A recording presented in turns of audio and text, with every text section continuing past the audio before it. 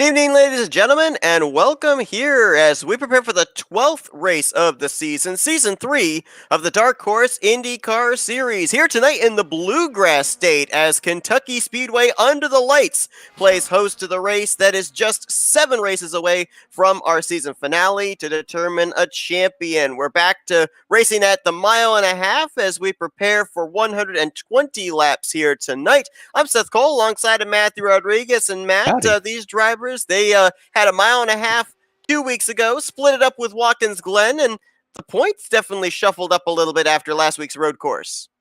Yeah, the road course, it actually didn't really act as a typical road course race that we saw both at Road America and Circuit of the Americas. It kind of added at least a little bit of new drama, and it did show the way where, Maleska is not invulnerable. He still has the chance to lose the championship if, a series of very unfortunate events happen.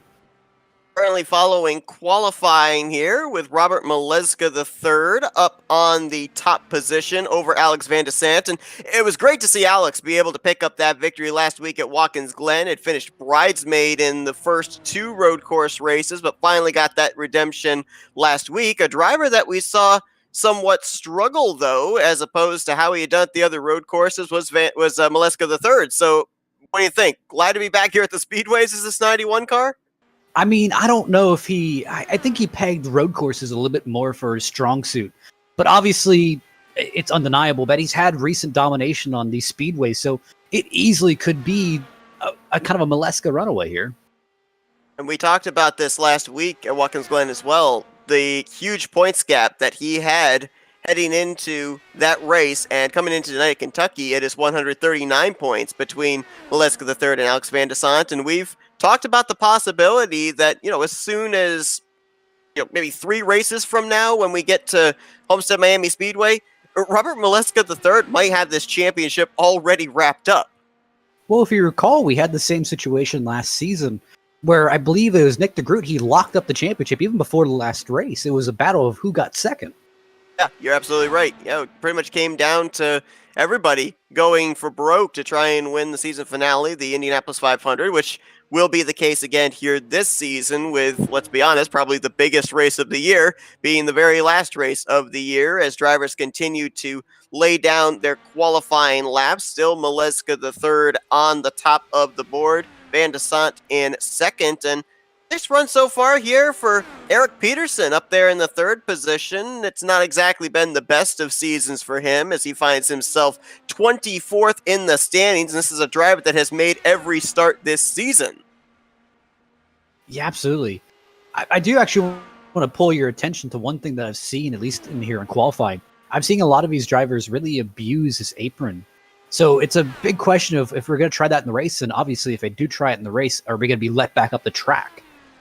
Obviously, these drivers and these cars have a rather low suspension, and yeah, I agree with you. And a lot of times, when you go to the apron at a track like this, it's quite a transition from the banking to the flatter apron on the front straightaway. So, my guess, and I might be wrong, but my guess is we're probably just going to see these drivers utilize it in qualifying. I don't think they'll be as brave to do it during the race.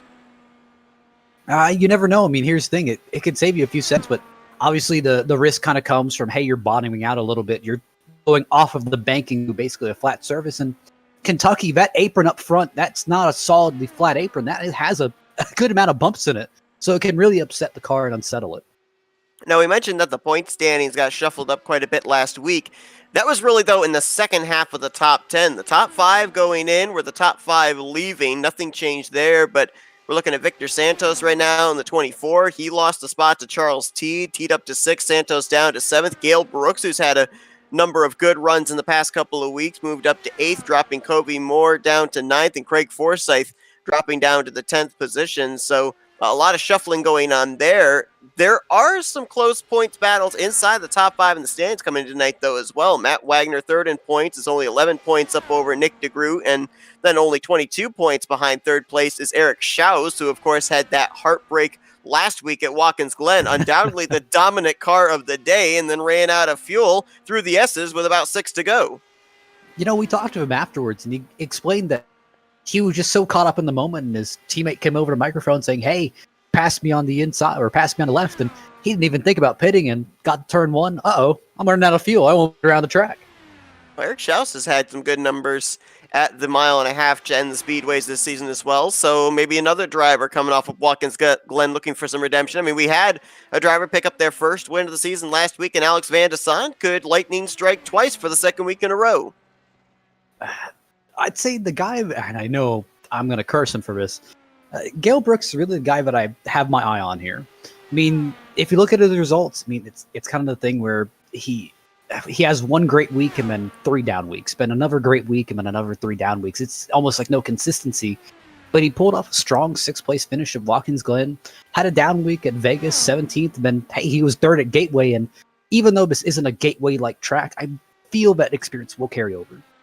Looking at Jim Herrick as he's about to, I think, just put his first lap on the board. Herrick was another driver that had a solid outing last week, finished inside of the top 5, if memory serves me correctly. He might have finished just outside the top 5, but I know he was definitely in the top 10 in that race, as it looks like it is going to be Robert Maleska III. It's going to start on his 8th pole of the season, 8 poles and 6 wins now in this season, and trying to pick up, of course, a league-leading 7th win on the year. When he went to victory lane a couple of weeks ago at Las Vegas, he broke the record that Nick DeGroot had of 5 wins in a season, and that was, of course, last year. Now, Seth, I got to ask you, since I'm usually not in this position where I'm leading the qualifying run, but you are. I mean, how do you deal with? I mean, if you're just a little bit like hundredths of a tenth off the pole setting lap, I mean, how do you just kind of say like, I mean, where is he getting that extra speed from?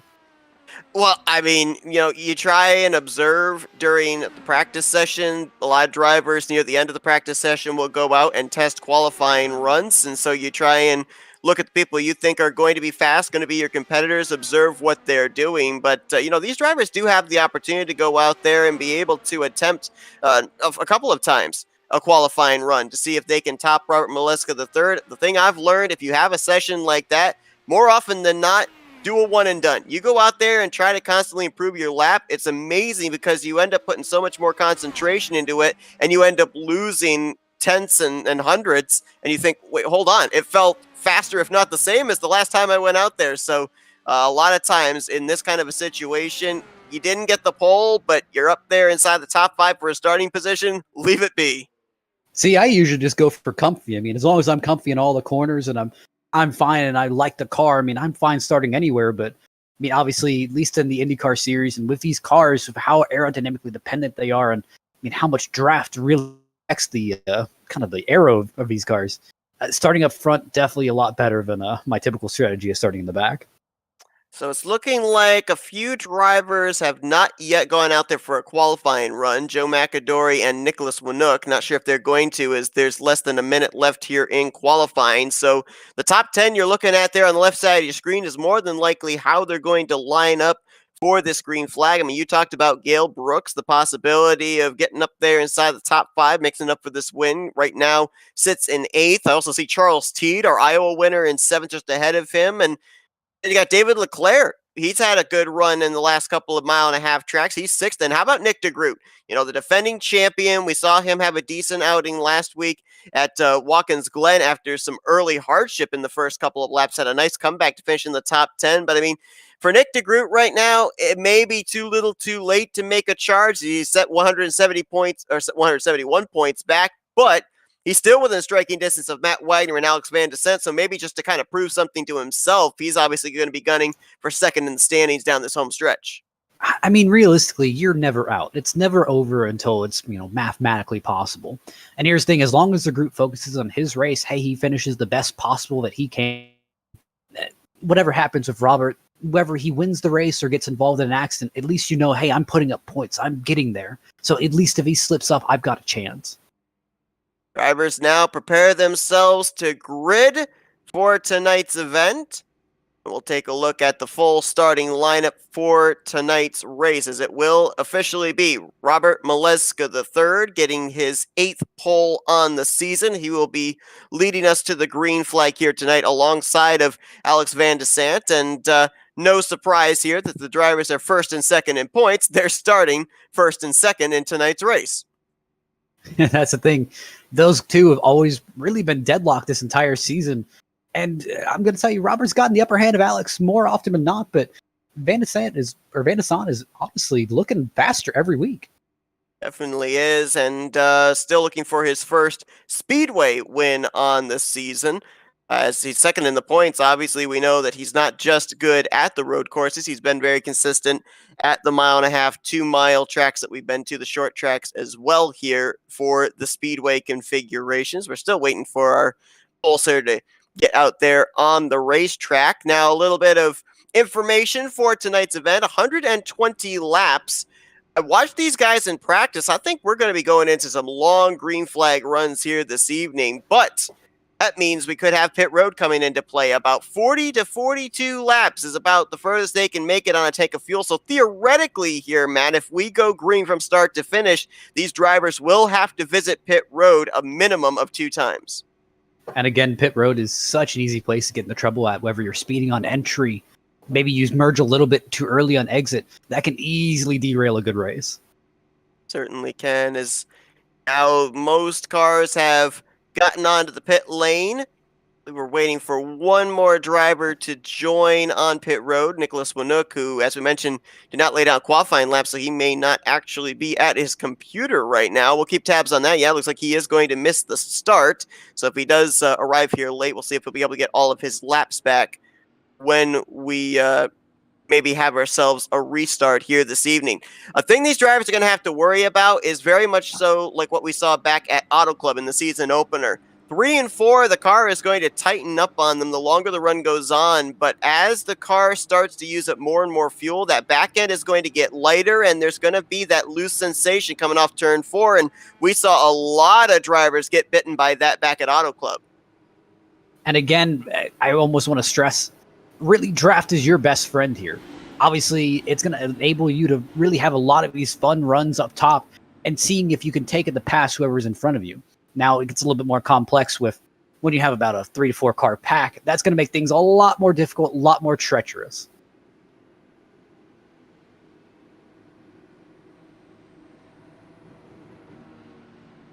Ace car going to be making the left-hand turn when they come out of turn number 4. To your point, we'll see if any of these drivers decide to actually move down to the apron on this start. Another reason why I'm not sure they would utilize the apron is you'd be going awfully shallow into turn 1. And obviously with these type of cars and the speed they're going to be carrying, you're going to want to be able to arc that as wide as possible to drive it as deep down to that yellow line when you get down to the first corner. But we'll wait and see what happens as Robert Mileska III officially gets us underway here tonight at Kentucky. Man, they did not get going in the back of the pack. They pretty much all stacked up, got a little bit 3 wide there. That is, I believe, the one of Nick DeGroot that's in the mix of the battle with David Leclerc. Dale Brooks in some new colors here tonight. No, I'm sorry, that's actually Leclerc's car that I'm seeing down there, the Red Bull number 50. Speaking of Leclerc, he has not had that great of a season, but definitely nice to see him up here having a little bit of a rebound.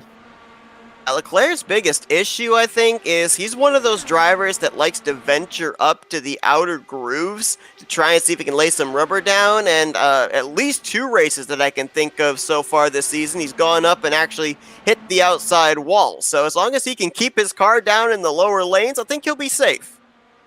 I think we'd call those drivers the ones who like pushing the limits, but just maybe ventures and pushes it just a tad bit too much.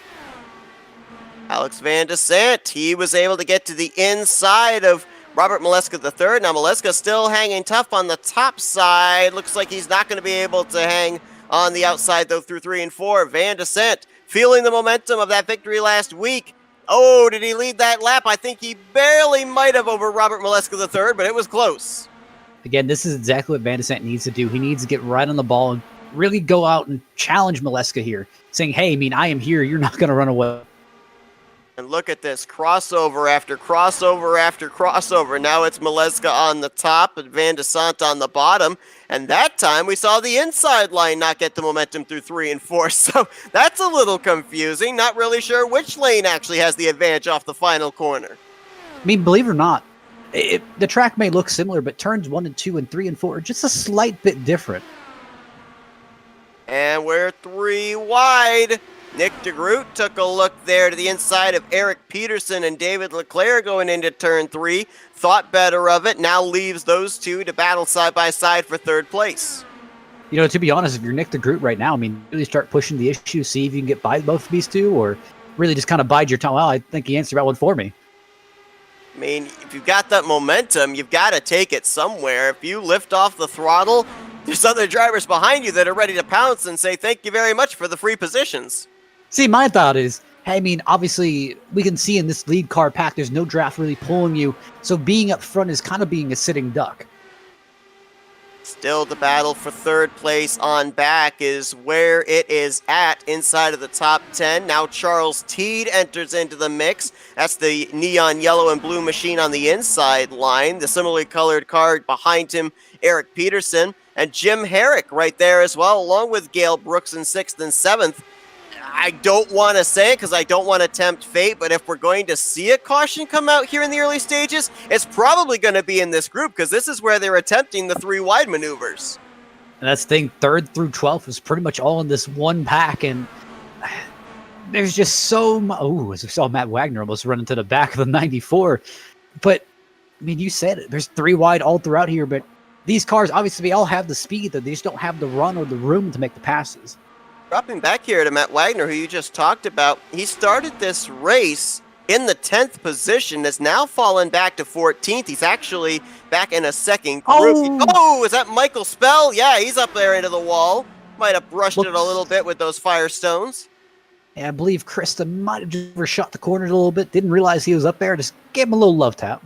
And Michael Spell now rather slow on the front straightaway. I don't know if he's just trying to feel out his race car or if he did make more impact than I originally thought, and it's got him somewhat off the pace. He's now dropped all the way back to last car running 24th. But going back to Matt Wagner, you talked about that bit of a stack up on the initial start. I wonder if it was around where Wagner was, and that's why he's lost touch with the lead group. And that's the thing where, I mean, easily if you kind of damage your car in lap 11 or lap 8, you don't want to use that fast repair early. You kind of want to save that for, hey, if we get more catastrophic damage or at least a little bit of big impact. But that's a double-edged sword. I mean, obviously taking it early, yes, you lose it for later, but if you're down on power, maybe your aerodynamics is just not there, it lets you keep up with the pack. If you hold on to it for later, you can go multiple laps down.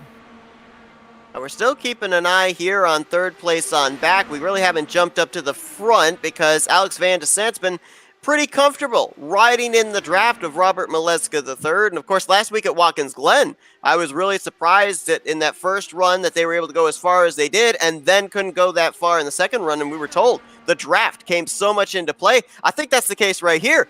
Van de Sant says, you know what? I'm not going to use up my tires, not going to use up my fuel, continuing trying this crossover battle with you. I'm going to ride behind you, let you provide the draft for me, use up more fuel with the clean air, and maybe play a little bit of pit strategy against you if we get to a round of green flag pit stops.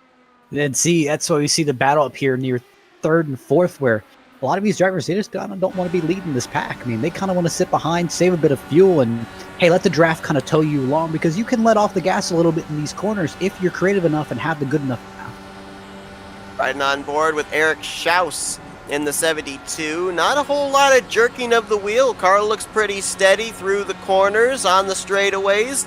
Not a lot of movement of the hands, so obviously that car handling to his liking, but I have a feeling with some of these moves that we're seeing being made right now, the car is feeling comfortable, but that comfort is allowing you to maybe make some moves that you might not want to make in certain situations. Oh, yeah, stack up! That was Santos that went up the track. I think Craig Forsyth had to check up in front of him, and the 24 almost went up and got the outside wall as a result.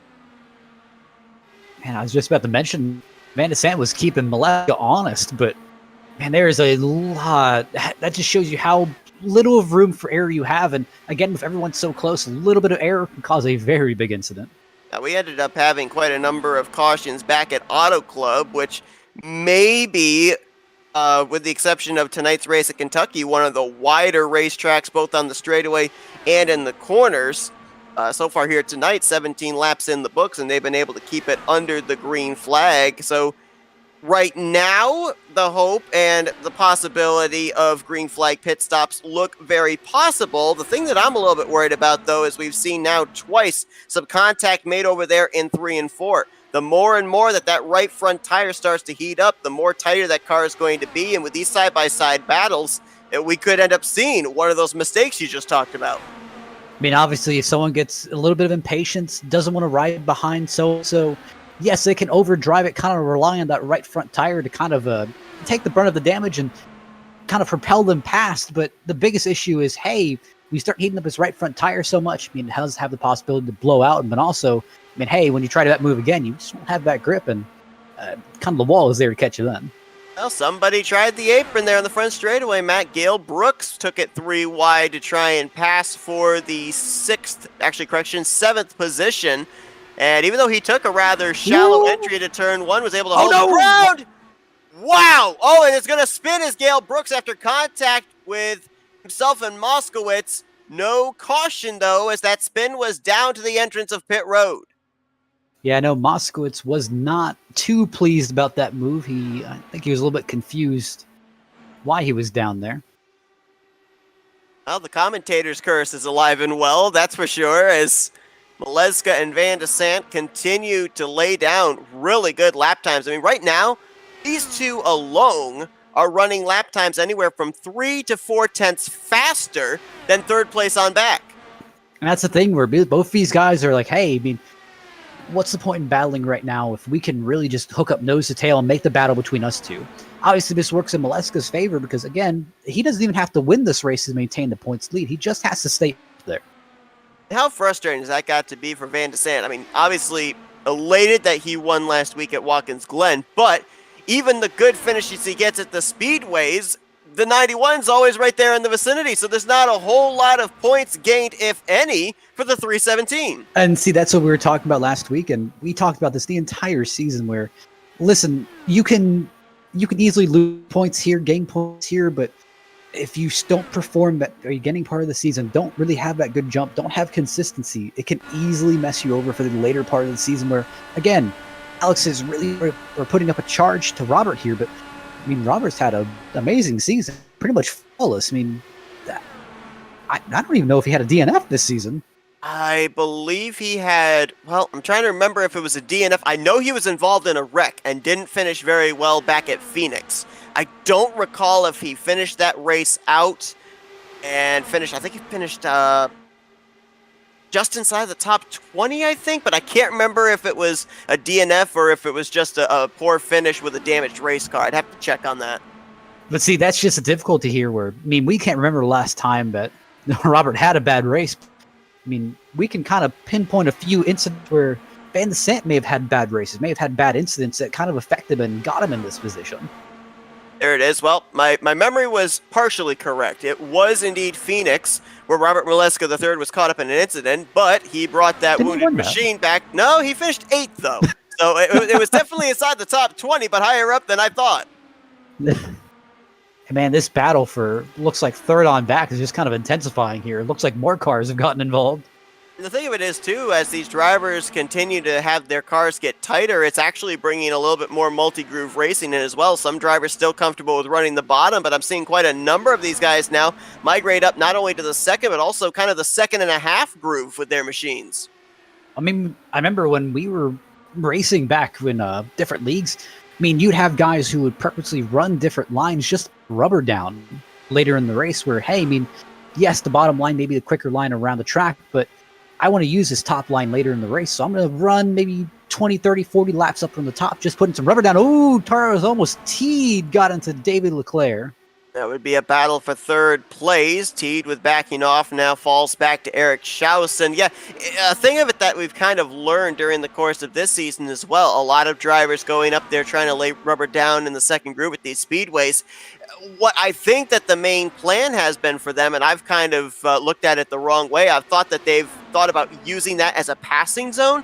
What they've actually been doing, I believe, is put that rubber up there to put it there as a setup zone. Because you get that grip up there, you get a better exit off of either 2 or 4, and it translates to straightaway speed for you to be able to pull that crossover down low, whether you make the move on the back or the front straightaway. And see, that's the road course mentality. We saw it last week at Watkins Glen, where I can't remember who we were on board with, but they were going out a little bit further, utilizing all of the pavement right before the grass. We nearly had some, well, I think we did have some contact there. Eric Schaus and Craig Forsyth, as Wagner, Schaus, and Forsyth were 3 wide coming off of turn 4. Fortunately, everybody was able to keep it straight as the 27 had to back off. Man, that 72 cannot catch a break. Been a couple of near moments here. Yes, we've run 30 laps now officially clean and green, but there's definitely been some contact exchanged with these drivers. Fortunately, there's been cooler heads prevailing, smart heads prevailing, realizing there's still quite a ways to go. Back off, survive for another lap. And that's the vital thing where, again, it may not sound very exciting, but you really need to survive. Oh, no! That time that spun around, and that was Matt Wagner in the 99. Caution's going to come out for the first time here tonight. And this caution is going to make things interesting in more ways than one, Matt, because if we had managed to get the lap 40, lap 41, lap 42, somewhere around there where these drivers were going to have to make a trip to pit road, and we know that it would have been only one more trip to pit lane. I don't think that these drivers at this point in time would be able to make it to the conclusion of this race without still having to come to pit road twice. And see, that easily messes up some pit strategies here where some of these guys probably were thinking, hey, I can make a one-stop race or I can play my pit stop right here and I'll be all good to the end. Well, now your perfect strategy may have a few kinks in it. Matt Wagner came into this race third in the point standings. Was within striking distance of maybe being able to take second place from Alex Van de Sant here tonight, depending on the luck of the 317. And as we look at what happened here, it just kind of looks like he got a big run, thought about making a move 3 wide on Charles Teed and David Leclerc, thought better of it, and just backed off a little too much. Or Eric Schaus, rather, just was not ready for him to pull up that slowly in the interest of turn 3. See, you kind of get that overconfidence of, I mean, I've got the downforce to kind of stick it in this corner, and unfortunately, just a little bit too fast a closing rate and a little bit too miscalculation just on the front end.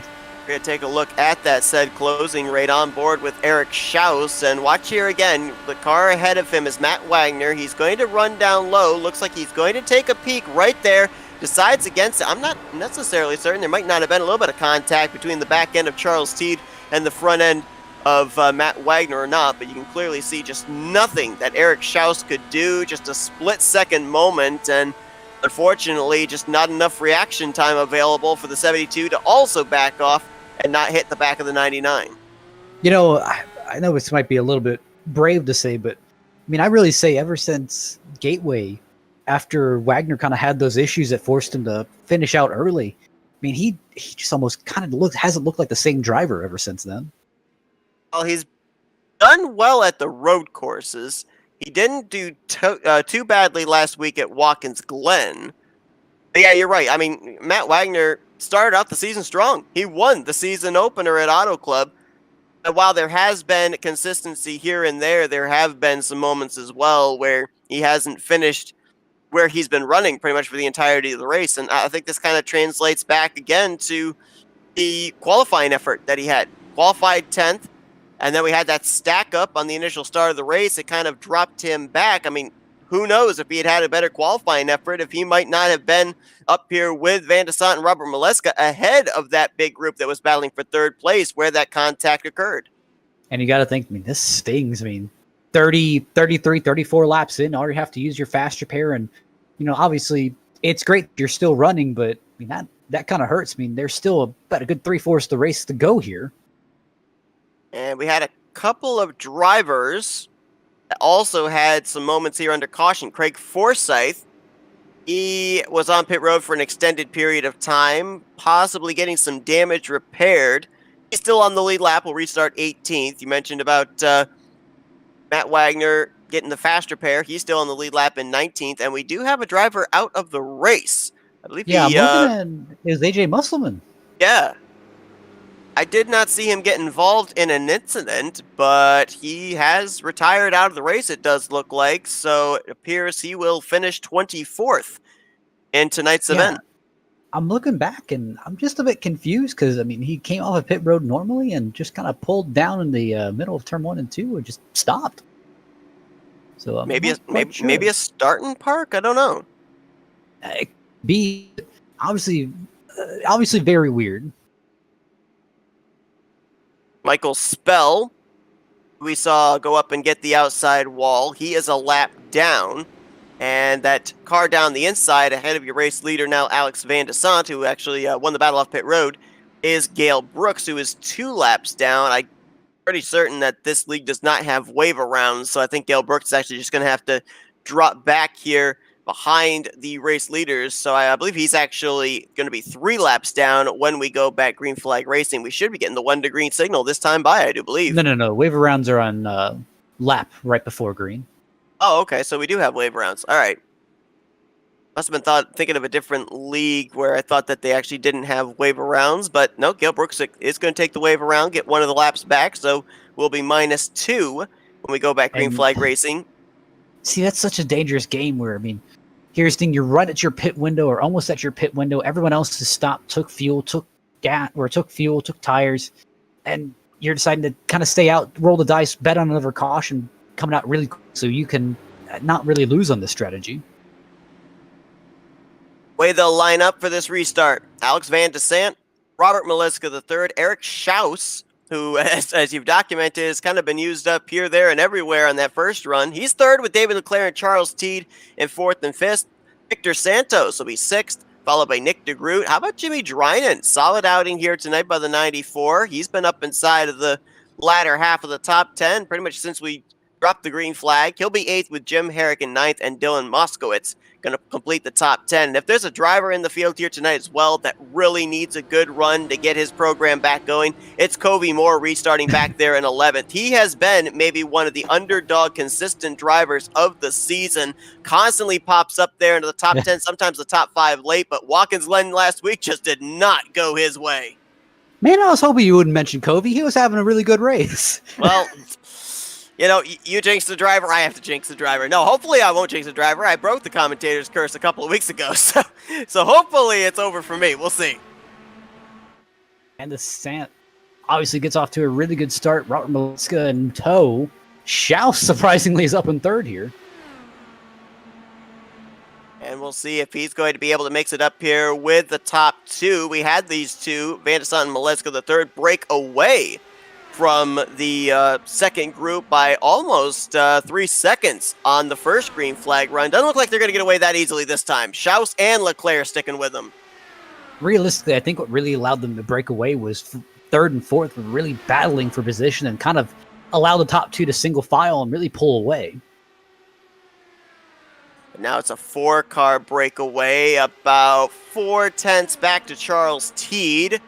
And Victor Santos and Nick DeGroot in 6th and 7th. We got a car that's actually starting to fall back here. 57 of Jim Herrick, and a big reason for that is he's being freight trained on the top side. Covey Moore making the move 3 wide into turn 3.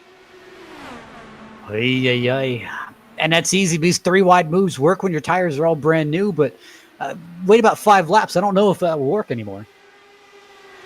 That I've been noticing, though, drivers been very brave to go down to the inside line going through 3 and 4, but I don't know if they can't get the power down or if the car is just getting a little too loose on them on corner exit. They cannot keep the momentum going by the time they get to the front straightaway. It almost seems like the middle line in a 3 wide exchange is in the advantage. Looks like T drove down into Schaus a little bit. Schaus is now falling back. And we also had, I think, was that Eric Peterson went awfully wide through 3 and 4, losing a number of spots, now all the way back to 16th. Let's see if Santos actually having a good run here. Santos coming into this race 7th in the points. Has had a very good 1.5-mile program. It kind of surprised me that he wanted to skip Watkins Glen due to, obviously he had a okay showing at Coda. I don't know why he decided to skip. It certainly cost him in the point stands. I think he was top 5 in the points heading into that race, and because he didn't start at Coda, he actually dropped outside of the top 5, where he currently finds himself in a pretty bare-knuckle fight with drivers like Charles Teed, Gale Brooks, and Covey Moore from about 6th on down through 9th. Well, I'll tell you, the top belt 2 through 4th, or 2nd through 5th. Really hoping that Robert decides maybe take a few weeks off, kick his legs up. Somehow I don't think that's going to happen. Robert Maleska III trying to build on what's been a record-setting season with 6 trips to victory lane, including a streak of 4 wins in a row. And it's 2 by 2 by 2.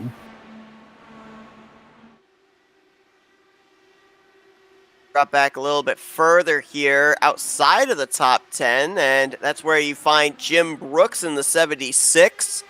Jeff Hysong in the 18, just outside the top 10, right now in 14th, and Craig Forsyth trying to bounce back. He restarted in the 19th position when we went back green, picked up 6 spots since the restart. Just looking here throughout the field, and I just heard over the microphone that looks like Nick DeGroot, Charles T were trying to work together to see if they can catch that front pack until I heard DeGroot just come over the microphone saying, "Hey, I've lost him. They've got Eric Schaus with him as well, and with that being said, saying I've lost him, Charles Teed says, all right, let's battle for the 5th position then. He's going to move around Nick DeGroot and crack his way back into the top 5. We've also got a pretty spirited battle going on here for the race lead. Van de Sant put a move on Robert Maleska III, couldn't complete the pass, but now David Leclerc right there at the top 3, literally nose to tail heading into turn 3. Leclerc is definitely making them kind of on edge here, definitely think. And we're also bringing Santos in tow. And if you're David Leclerc, Victor Santos back here, and you're watching these moves being made by Van de Sant and Maleska III or vice versa, you're tempted with your run to try and make it 3 wide. But how do you kind of rein yourself back in and say, hey, it's too early to be making a risky move like this? See, here's the thing. I take it from David's kind of position here where, I mean, if I were him, I have got nothing to lose. I mean, I had a fairly one good run this season, which was Phoenix. I managed to pull 3rd place finish, and pretty much all my 4 or 5 other races this season, I've had a wreck in them. So, I mean, here's the thing. Let me try pushing limits. I mean, there's nothing for me to lose. Now, a driver that we know already has utilized his fast repair after being involved in our only caution up to this point, Matt Wagner. He hasn't made a whole... Oh, my goodness! I shouldn't have talked about him. Contact between himself, and I believe that might have possibly been Jeff Hysong in the 18. He spins through the grass. I think another car hit the outside wall in the front straightaway. 2nd caution flies here tonight at Kentucky. Man, Gardner has to be dizzy after all those flips. Craig Forsyth, I think, might have gotten a piece of it as well. And yes, to your point, Gardner was the other car that I saw shoot up the racetrack there on the front stretch. Let's go back and see what happened. I think that Matt Wagner actually was trying to make some forward progress, was making some pretty dicey moves back here, and this one just did not pan out. The contact was indeed between himself and, actually, I think that might have been the 77 of Benjamin Combs. They came up on a slower car who had either been in the outside wall or was off the pace. And see, that's like that for Wagner, pretty much race over. And that just kind of shows, I mean, again, you don't want to use your fast repairs early, and now you've got nothing, and hey, you got 30 minutes of damage. You're pretty much out of contention. So the driver that was up in the wall on the front straight, it was actually the 27 of Craig Forsyth. I think he's going to make some contact between himself and the 57 of Jim Herrick right there. That's going to have him way off the pace, and the 77 of Combs trying to go down the void, doesn't realize he has a car to his inside. Gale Brooks in the 71 also goes flipping down towards pit road exit, and there you see that wild ride by James Garner. I mean, I'll play devil's advocate here a little bit, where, I mean, Forsyth, I mean, obviously, yeah, he shouldn't have come right off the wall after being hit, but, I mean, at that moment, you're just trying to get as far away from the wall as possible, just get yourself back right, and by the time that he realized, oh, there's a 3-wide pack of cars coming, he tried his best to get out of the way, but at that time, the best thing you can be is predictable, and he was, unfortunately, anything but. Gracious. Tony Hawk would be proud of the wall ride Josh Garner had there on the front straightaway as he actually went up high to avoid Craig Forsyth. And then Just had a perfect view there on the onboard of the wild ride that he took. And you're right, that car just never stopped flipping. Pretty much by the time that Forsyth realized he was in trouble, it was pretty much too late. Now, how about this strategy? 3 drivers electing to stay out under this caution. Charles Teed, Eric Schaus, and Jimmy Drynan. Now, already mentioned that for most of these drivers, they would have had to have been to pit road at least 2 more times with the timing of our first caution back around lap 32. Now, with this caution coming out, all the drivers that came to pit lane, they'd be able to make it the rest of the way on one more pit stop, as now Jimmy Drynan makes a late move to pit road. I don't think he made the commitment box. But, I mean, these two here, I'm not really certain what the strategy is of staying out, because I even think with saving under these pacing laps that you cannot make it to the end of this race without being on pit road at least 2 more times. Everybody else behind them, they're only going to have to pit once. They might be pulling a little bit of a bold move here and just kind of banking on another caution, maybe. We'll have to wait and see. I mean, even if they get another caution, that's a lot of track position they would lose if people stayed out. It will be. It's definitely going to be a little bit tough. Gale Brooks, it's like his day is over. He'll be finishing 23rd here tonight. Josh Garner, Benjamin Combs still sit on pit road getting damage repaired. Garner has fallen 3 laps down. Combs has fallen 2 laps down. Matt Wagner still on the lead lap. He's been down pit road several times here under caution, trying to get that damage repaired. Now, I guess the good news, if there is good news for Matt Wagner, is the contact that was made, the brunt of it was to the side of the race car, the right side of the race car, not really anywhere around the wing on the front, not really anywhere around the engines. So being broadsided and then spinning through the grass with no additional contact, he might be, and I'll put this in quotes, all right, at least to still be out there on the racetrack and potentially still up to speed. See, that's where you start worrying about maybe a little bit of camber issues, or obviously issues with the car just driving straight, but also there's aerodynamic issues that kind of pop up in your head like, this could possibly affect me. So Alex Van de Sant was actually the first off of pit road of the drivers that came down pit lane. David Leclerc came out second, so he will line up in I'm sorry. Robert Maleska third was actually the first off pit road. He'll restart third. Then Van de Sant and David Leclerc will be 4th and 5th. Victor Santos, Nick DeGroot, 6th and 7th. Then Dylan Moskowitz, Kobe Moore, and Jeff Heisung, the top 10 behind 2 drivers that elected to now stay out, Charles Teed and Eric Schaus. This is going to be interesting, too, for let's say that everybody ends up reaching the fuel window of lap 80, where they make their final pit stop and know that they're good to go the rest of the way, and we have a late race caution. Some drivers might like to come down pit road and put on fresh tires, but if these 20-lap-old Firestones for Teed and Schaus are able to hold up and at least maintain some good track position, other drivers might take notice of that. Absolutely, and Seth, I got some really good news for you. We didn't commentators curse Kobe yet. Kobe's still hanging Not tough. Yet. Kobe's still hanging tough. I would like to point out that the driver you highlighted is now out of the race, but I digress. I mean, that really just encompasses Gale Brooks' season. I mean, he gets one good race and then 3 more bad races. There's been another good race and 3 more bad races. It's just kind of piled on this season. And it almost invariably seems to happen to him when he's having a good run up inside of the top 10, as it did here tonight. Josh Garner has actually now joined Gale Brooks, AJ Musselman in the garage area as well. As the green flag back in the air, and Charles Teed, Eric Schaus, this is exactly what the two of them needed with those old tires. Open up as big a gap as you possibly can early on ahead of Robert Maleska III and Alex Van de Sant, who have had 2 of the fastest cars in the field so far. Like I said, I don't agree with what those two are doing right now and just battling side by side. I'd say, hey, let's get nose to tail. Let's go. Let's just run away here. And now third on back, got themselves a little bit lined up there. Victor Santos now going to jump to the outside of Van de Sant, but you see right there, the draft kicking in. The 91 has caught the slipstream of the 5, and now you're about to have 7 cars up in this lead group. That's the thing. Here's where you can get caught in a really bad freight train if you're not picking the right lines, or if you pick the wrong line, or maybe you can just touch the wall a little bit.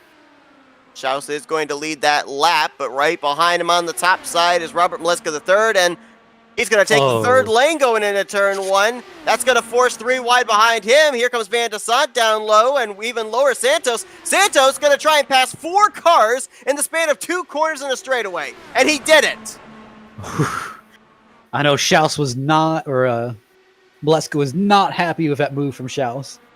And Schaus really had to back off there through 3 and 4 to make sure that he didn't get wrecked as he was in the middle of the 3 wide situation. And these guys keep looking like they want to go 3 wide again. Oh, are we looking 4 wide down the backstretch? Almost. Well, if I remember back earlier in the season, I believe that it was at Gateway where both Santos and I believe it was Charles Teed came together. And he nearly just came together with Van de Sant right there on the front straightaway, did Teed. So it's over the same things where it was track space. Teed was shoving Santos all the way down to the apron. Santos finally said, I had enough, and pulled back off the racetrack. So far, they've been able to keep it together, but we've had a couple of moments where there probably should have been a yellow flag waving and wasn't. Robert Maleska III was the one that got used up the most in all of that battling. He was up on the top side 3 wide for a good portion of it. And, that's another thing, too, that Robert's going to have to keep in mind down this home stretch. With the huge points gap that he has, a lot of drivers right now are so far back, they're not going to be able to battle for the championship. There's maybe 3, 4, 5 drivers that still have a mathematical shot of at least making it a bit of a battle for the championship in Indianapolis. So those other drivers that are out of it, they're probably going to race Robert Maleska III a little bit differently than they did earlier on this year, because for Maleska, he's just trying to remain consistent and win a championship. For these other drivers, they know the championship's out of their grasp. Now they want to find victory lane. I mean, there's always that kind of gentleman spirit. Obviously, you don't want to kind of put him in a bad spot, but obviously, again, you're trying to make sense of your season. You're not in the chase for a championship. You are out. So, I mean, you're just trying to make sense and say, hey, I mean, was this season all worthless for me, or can I come out with a win or a good run that'll kind of make me happier at the end? Well, Nick DeGroot found victory lane, the defending champion, back at Phoenix for his first and only win on the season. He is now out in front, but it's Bright Yellow Machines 1-2 as now the neon yellow car jumps to the highest side, Victor Santos. And Santos, talk about a driver racing aggressive here tonight. He's been making some very dicey moves on this run.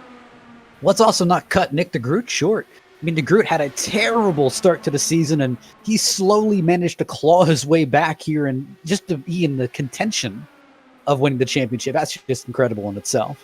Right now, Van de Sant and Robert Maleska III, they're looking around him saying, hey, wait, hold on, what happened? It was a mano-a-mano in the beginning portions of this race. Where'd all these guys come from? And I'm going to tell you, that's exactly not what Van de Sant wants to see. Van de Sant would rather see Robert Maleska caught back up in traffic and him battling up here for the lead. That definitely is gonna irk him a little bit. Absolutely, as he's trying to do all he can to close up a triple-digit points gap between himself and Robert Maleska III. And now Nick DeGroot kind of getting freight trained here. Maleska, Santos, and I believe that was Teed all jumped up to the outside down the back straightaway, but didn't look like it made up enough ground. Woo, Van de Sant got a little loose there, as did Santos, and they're going to go side-by-side for third. I was looking back in the field. I think Alpha 4, Leclerc might have actually touched the wall a little bit. Well, David Leclerc, if that's the case, then he might be perfect in brushing the outside wall at the mile-and-a-half tracks we've gone to so far this season. I know that he did it back at Texas. I'm pretty sure that he did it at Atlanta, and I'm fairly certain he also brushed the wall back at Las Vegas, so he might be a perfect 3 for 3. And see, that's the thing where, I mean, you're pushing so much, and you're in this pack, and you want to find something else that someone, or obviously all your competitors don't have. You're going to start exploring a little bit, pushing the limits, and that's the thing where he's just kind of explored that limit a little bit too much. Now, we do not have the statistics for Season 1 for Dark Horse, but we do have the statistics for last season, Season 2. Now, these drivers never did drive Kentucky back in Season 2. A lot more newer tracks here on the schedule, since the schedule was expanded from 11 races now to 18 this year. Closest track to Kentucky that I can see that they were at last year would have probably been another mile-and-a-half track at Homestead Miami Speedway. And Nick DeGroot was the winner of that race. Nick DeGroot actually had quite a number of mile-and-a-half wins last season. And right now, he's putting on a pretty good challenge here for Robert Maleska III. And see, these longer seasons, I mean, drivers hate him, drivers love him. And they hate him and like him for very different reasons. Where, I mean, here's the thing, you kind of have to stay on your A game longer. I mean, again, the group managed to win the championship in an 11-race season. I mean, we just swapped to an 18-race season. So, I mean, if you're a points leader, you have to stay honest for longer. I mean, you've got to keep performing week after week. Top 5 have all broken away. You talked about Leclerc getting the wall. I don't know if that has affected his speed or not, but it's kind of wadded up this second group. Dylan Moskowitz is here, as well as Eric Schaus, Kobe Moore there as well. You got a little group of 4. Then you drop back and find a group of 2 with Jim Herrick in 10th and Jeff Heisong in 11th. Then you've got a little bit slightly bigger pack with Jim Brooks, Gary Corley, Eric Peterson, Jimmy Drynan. That's 12th on back through 15th. So the field is kind of grenaded again, little fragments here and there of little pockets of cars. I mean, here's the thing, even with how hard they're racing, I mean, I'm still seeing some kind of gentleman action going on. I mean, Kobe Moore, I mean, I saw him in 3 and 4. He backed off before he got in the corner because he didn't want to run Leclerc a little bit tight. And this thing where, hey, we're still within about 40 laps from the end. So you're still going to give each other a little bit of room, but I mean, I'm kind of curious as laps run down, how close you're going to start cutting people. I got a couple of questions. I'll ask the first one here about the 2 drivers that elected to stay out. Now, we know that they're definitely off sequence in terms of pit strategy, but Charles Teed has only fallen back to 5th. He's actually still latched on to the tail end of this lead group. And Eric Schaus was the other one. He's actually coming to pit road. But no, he's not. He's wrecked. Caution has come out. Well, I was going to ask, is it successful, those 2 drivers that elected to stay out? I think we know the answer for Eric Schaus now. I believe your commentator's curse might have struck. I didn't pick him to... okay. Just wait. Just wait till you see the replay. Oh. Well... I mean, he didn't wreck. Kobe Moore is the car we're watching back here, the white machine, the number 15, as he's going to, well, in essence, run over the 72, just different lifting points going into turn 3 for those 2 respective drivers. And you may think, hey, he just kind of ran him over, but remember here, I mean, Kobe had newer tires, and again, Eric had a little bit more worn down tires, so he had to let off and kind of angle himself a little bit more into the corners where Kobe easily could just drive it further on in with the newer tires. That's a great point. Well, with this caution coming out here, Matt, it makes things even more interesting. Everybody has come down pit road. However, according to the numbers, even if we get back green flag racing around lap 77, 78, these drivers are going to be anywhere from 4 to 5 laps short on fuel. And here comes the big question where, I mean, hey, do I lift on a few laps, let draft kind of carry me through, or do I kind of just run as fast as I can and pit where I think is necessary? Now we're going to have to see how it all plays out as Maleska III's team in that number 1 pit box gets the job done. He'll be leading us back to green.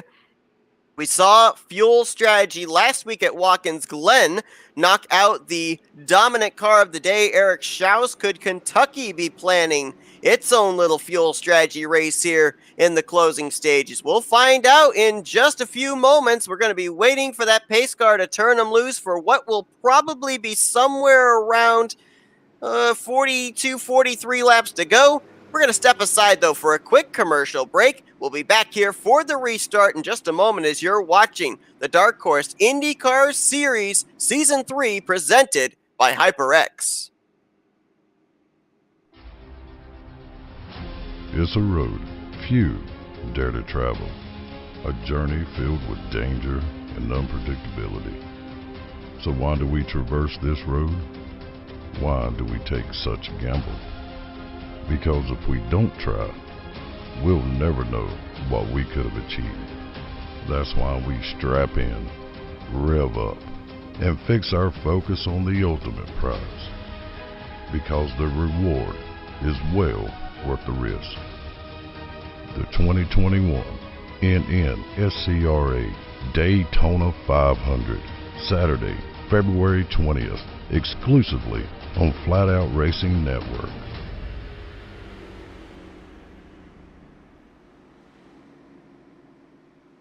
ETE Reman is the world's best remanufacturer of transmissions for import and domestic cars and trucks. Based in Milwaukee, Wisconsin, our customers are repair shops, auto parts stores, dealerships, and distributors. And with 6 nationwide warehouses, we're where and when you need us. So when you're looking for a transmission that is like new, only better, instill confidence and install ETE Reman.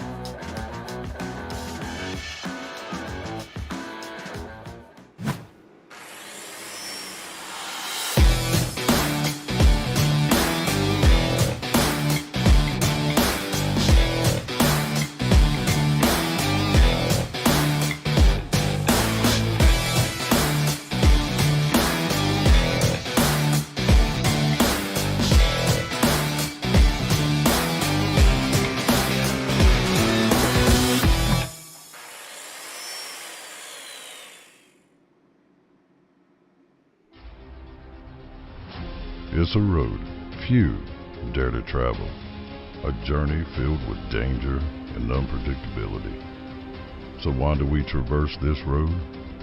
Why do we take such a gamble? Because if we don't try, we'll never know what we could have achieved. That's why we strap in, rev up, and fix our focus on the ultimate prize. Because the reward is well worth the risk. The 2021 NNSCRA Daytona 500, Saturday, February 20th, exclusively on Flat Out Racing Network.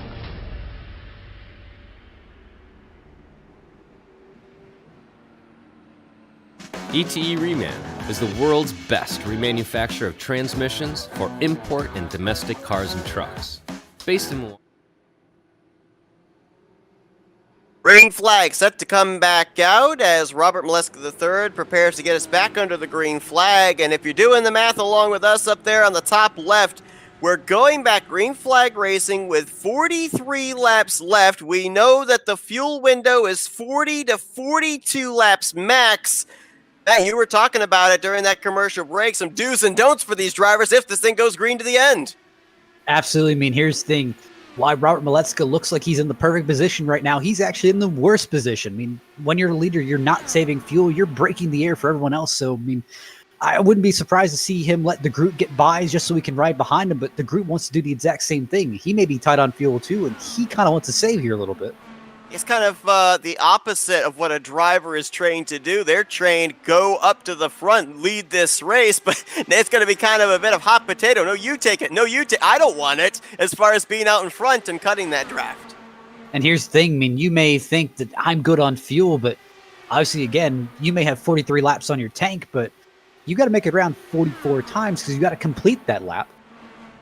I would think it'd be very difficult if you are a race leader to be able to drop back safely, just based on a number of the wrecks we've seen here tonight have been drivers going into a corner, one slower than the other. I mean, if you lift to try and let somebody on by, there's no guarantee that they're not going to run the same line you are, not be prepared for you to lift as much in your attempt to let them on by, and next thing you know, both you and they find yourselves wrecked.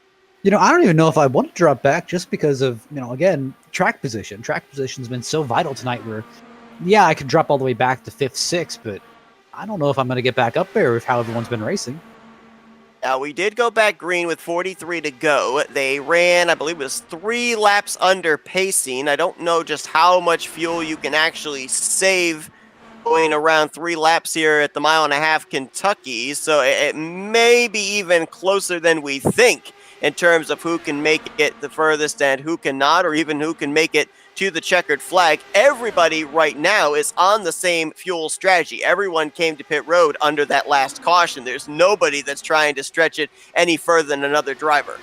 You got to remember, if your car runs out of fuel and it dies, these cars do not have starters in them. You have to return to pit road to get your car restarted. Even if the car dies, if you can't make it to pit road, I mean, that's effectively your race. Now, at this point in time, you talk about track position, only 7 cars up in this lead group. Jim Herrick is leading a second group of about 4 drivers. Jim Brooks, Jeff Heisel, and Gary Corley in this group. So obviously, these drivers are hoping for a caution to come out to give them another shot of getting up here to battle for the race lead. But what about these guys up here in this top 7? Obviously, a caution would save you. You could come down pit road, take on the fuel you need, make it to the conclusion, but at the same time, you're giving up the gap you've got back to 8th place and the opportunity of a 1 in 7 chance of winning tonight. See, this is almost like a poker game where you're trying to bluff, but you have enough fuel to make it to the end. You're trying to dare everyone, hey, come match me. And that's the thing where I don't believe Santos has enough fuel. I don't think the Groot has enough fuel. But Santos is trying to run like he has enough fuel and trying to say, hey, look, I've got enough fuel to make it. If you guys don't try and pass me now, I'm going to run away with this. And right now, he does show the way, does Santos. DeGroot took a little look there. Actually, he's going to keep looking on the front straightaway. Ooh, that's a bit close there as Santos comes down to throw the block. But DeGroot had a pretty good run there, so that was a risky block on the part of the 24. And that's the thing. I heard Santos come over to the microphone and say, hey, I'm sorry, I didn't mean to get you that close. And DeGroot said, don't worry about it. Keep going. Now, Robert Maleska III, we talked about him trying to fall back. He's now slotted into 4th place. So this might be a case of him realizing the fuel situation, just wanting to position himself to get some draft, save some fuel. The guy I'm looking at right now, that since we went back green, has been at the tail end of this group, has been that 3 of Dylan Moskowitz. Now, his teammate is Robert Maleska III, the both of them out of Twisted Trojan Motorsports. The good luck has been on the side of Robert Maleska III, not so much for Dylan Moskowitz. I mean, could Moskowitz possibly be the guy to pull off the fuel strategy run here tonight? I mean, again, we're looking at his previous results. I mean, earlier in the season, he kind of got off to a decent hot streak, and then around Twin Ring, it just kind of all started falling apart. And then back at Gateway, Las Vegas, he really started getting the mojo back, and I mean, hey, see him up here running well. And he may not right now be up in the lead pack, but he is inside the top 10, the 3rd entry out of Twisted Trojan. Jeff Heisong, solid outing for him here tonight, 9th on the running order, and this is a driver that's made a limited number of starts this season. I believe he has started 5 of the races so far, 30th in the point standings. He does have 1 top 10, and right now en route to maybe getting his 2nd top 10 on the season as Alex Van de Sant goes back to the front. It's actually been a while since we've seen that 317 leading this race. He's been up in the top 3 pretty much the entirety of the night, but he only led about maybe 10-15 laps at the beginning stages of tonight's festivities.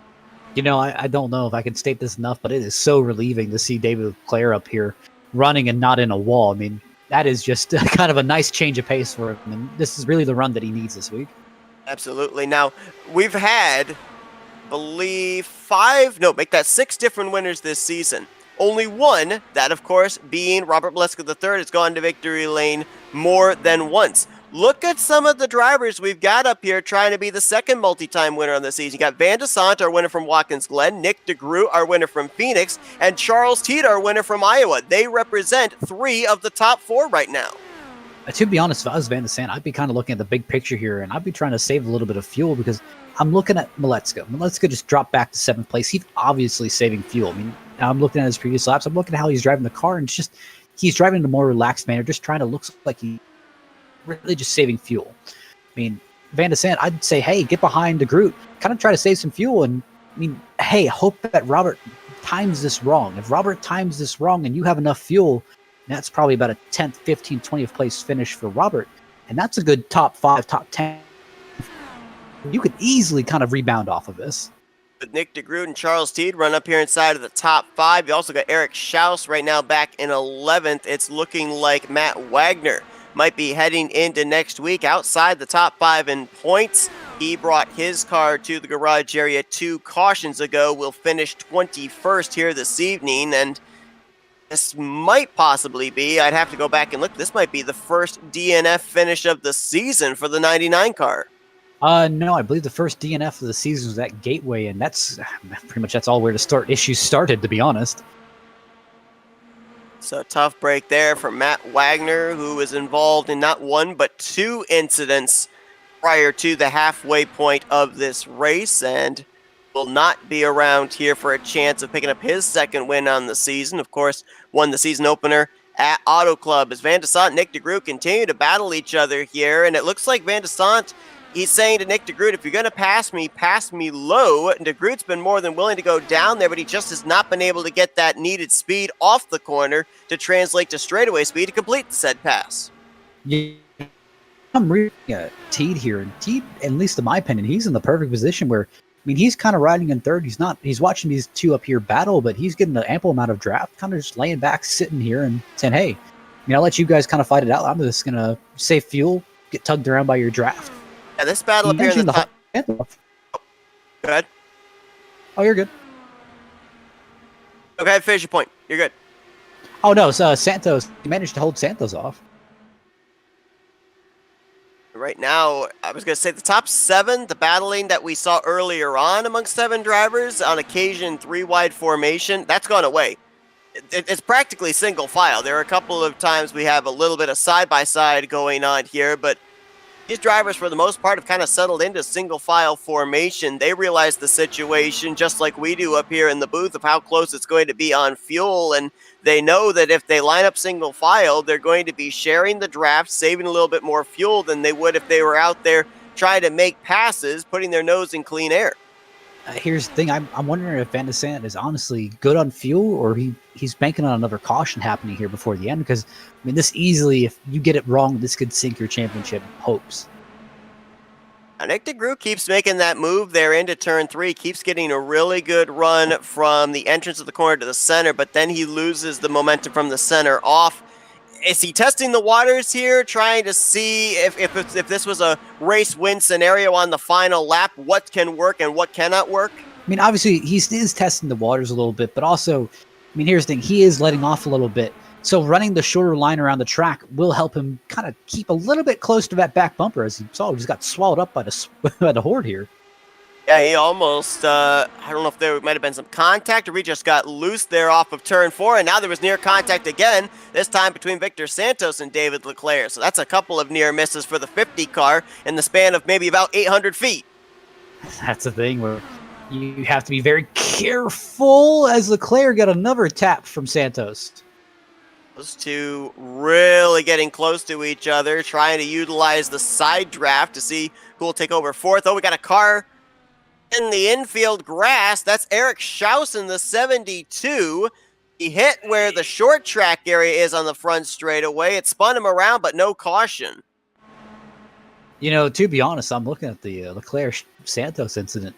Those are two guys that I would not want to get around each other where they start beating and banging. I mean, Santos, I mean, he's pretty much been known as a hard driver this entire season. He really puts everything he has in these events, and I mean, Leclerc's fast, but he really does push the limits and push the edges of what's possible. So that kind of sounds like a recipe for disaster to me. And again, these two... Oh, wow, was that Charles Teed that pounded the wall there off of turn 4? Incredibly, it didn't look like he lost any momentum. I'm pretty sure he got it with the right side. But going back to your point there about Leclerc and Santos, they kind of fall into that category of nothing to lose. The only thing that stands between them and a trip to victory lane is about 3 race cars. Would you believe me if I told you he missed it by just that much? Boy, it almost looked to me like he actually did hit it, but if he was able to miss it, very, very lucky as Charles Teed is now. He's going for the top position on Alex Van de Sant, and we learned back at Iowa that, you know, tire conservation might be something here for these drivers here tonight as well. We didn't really see a whole lot of fall off with drivers that had 20-lap older tires in that run between the second and third cautions. I have to think that tire wear, in terms of making moves, comes into play. And Charles Teed proved back at Iowa that he is very good at saving his tires for the long run. And that's the thing where, I mean, obviously, you're never going to be 100% confident in how much you have in fuel. Partially because, again, once you get out of the draft, once you start running a little bit harder, I mean, all drivers have an estimated fuel remaining tab on their driver information sheet. However, that fluctuates depending on how they're racing. If they're running more conservative, running in the draft, of course, it's going to show them a better outlook of how their fuel currently is. But that's basing it off of how they're currently running, how they're running conservatively. Once they hop out of draft, once they start pushing it a little bit more, you're going to notice that number fly down very quickly. Oh! What a save! Oh, we know he's going to loop it! And DeSant is around. Charles Teed is around as well. Did they all keep it straight? Still green. Both cars were at least 45 degrees the wrong way there through turn 4. They all were able to straighten it back out, though, and we still remain under the green flag. Now we got another car in trouble. That, I believe, is David Leclerc in the 50. Now the caution is out. Would you believe me if I told you about the 30 biggest fan of the at the moment? Well, this puts Maleska back up to the race lead. And we're going to get ourselves a restart with less than 10 to go. And that kind of throws few mile window, but now it's, I mean, what you got left? Do you come down pit road? Do you maybe put on a fresh set of Firestones? Does that give you any extra speed?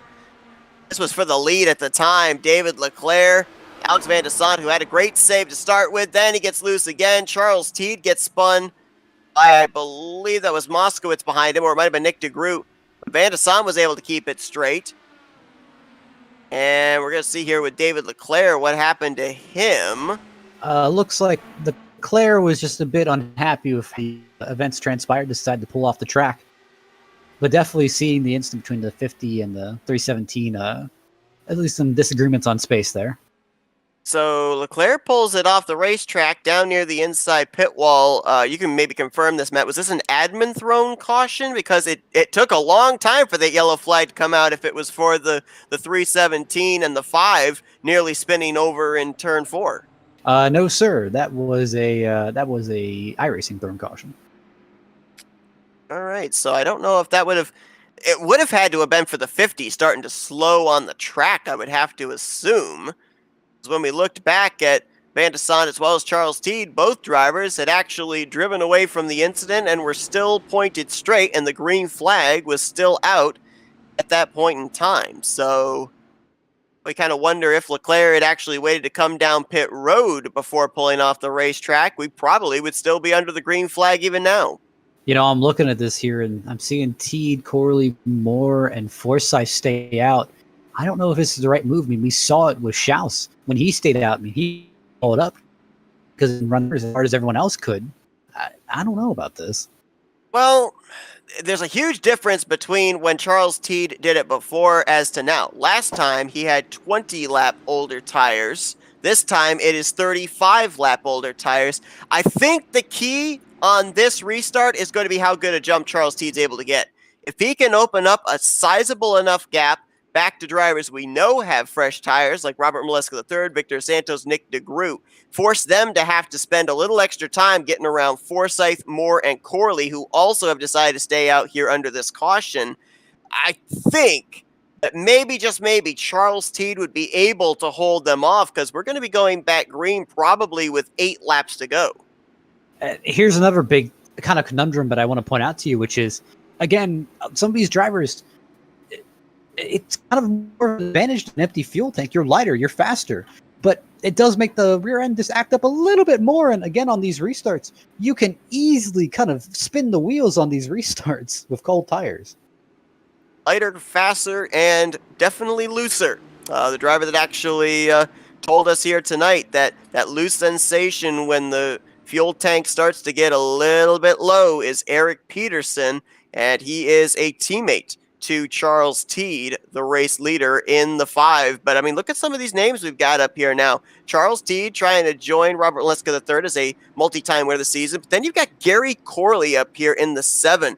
Gary Corley is 18th in the point standings. This guy's still looking for his first top 10. He might get his first top 5 to boot here tonight, depending on what happens in this final restart. Covey Moore's back up here in the 15 after he had to get a fast repair that front wing after earlier contact between him and Eric Schaus. And Craig Forsyth, who we haven't seen go to victory lane since all the way back in the season finale of Season 2 in the Indianapolis 500. He's up here with a shot once again, going to be restarting in 4th place. But then you've got the fresh tires behind them being led by the driver that's been to victory lane more than 50% of the races he started this season, Robert Maleska III. This thing where here's where it comes into a kind of a big kind of conundrum here, where Van de Sant is currently in 14th. He needs to be up pretty much matching or beating Maleska here. Maleska's up here in 5th with the freshest tires on the field. So not a good look. David Leclerc, as we mentioned, out of the race. Looks like he'll finish 19th tonight. Eric Schaus still sits on pit road. He's been there for about 7 minutes. Looks like he'll probably be finishing 20th here tonight. Eric Peterson is a lap down, so it'll be 17 cars in the lead lap of 18 cars that will come back around to receive this green flag, which will officially be with 8 laps to go here this evening. And we got to remind everybody that here in Dark Horse IndyCar Series, there are no overtimes. If this race has the caution come out somewhere around the completion of lap 115, 116, it's very likely the race could be ending under the caution. So there's no time to wait here for these guys, Matt. It is go time for everyone now. And that's the key where, I mean, you have got to perform. And this is kind of the money hour. This is the moment that determines, hey, are you going to win this thing? Oh, boy. Gary Corley was not ready for the green to drop. Kobe Moore went around his outside to pass for second. Oh. Forsyth getting on the apron. That was a save there by the 27. He's still wrecking. He's still loose down there. He was still wrecking all the way out of 2. My goodness, drifting 1 and 2 was Craig Forsyth. That's going to drop him outside of the top 10. As Charles Teed, he's opened up a pretty good gap back to Robert Maleska III and Victor Santos, who right now, along with Nick DeGroot, they're going to try and settle it out for 4th. This is exactly what the 5 car wants to see. Absolutely, and with 27 having a little bit of grip issues on the bottom, that's definitely aided the top 3, obviously aided Teed getting away. Boy, Nick DeGroot jumps up to the top. Oh, no! Caution! Is this race over, though, is the question, or do we get back green? It's Michael Spell who brings out the yellow. And you got a he little bit of hits it assistance. with 6 to go. Ooh, we might get back green, but if we do, it's going to be maybe a green-white checkered, maybe a one-lap shootout. I don't know. I'm going to tell you, that was a man on the mission move. Van de Sant obviously was trying to push. Seth, this isn't over. There's enough time for him to re-rack and get back on. I think there is. Just a question of how many laps are there going to be. As we'll go back to what you were talking about there. Alex Van de Sant behind Michael Spell. Oh, gets him in the right rear quarter panel, and that is a wild ride. About halfway down the back straightaway, all the way into the entrance of turn 3.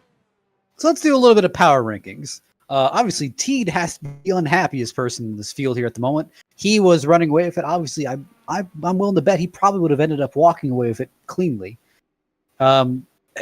Gary Corley, Kobe Moore, they're a little bit less in the happy situation. Obviously, they were kind of battling up, but they were having a lack of grip. They probably were going to get caught by the 91 and the 1.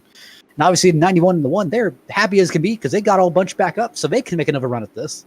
Well, here's the thing, though, that I would kind of counter that with. You know, Maleska III, DeGroot, Santos, they had about 8 laps to work with right there.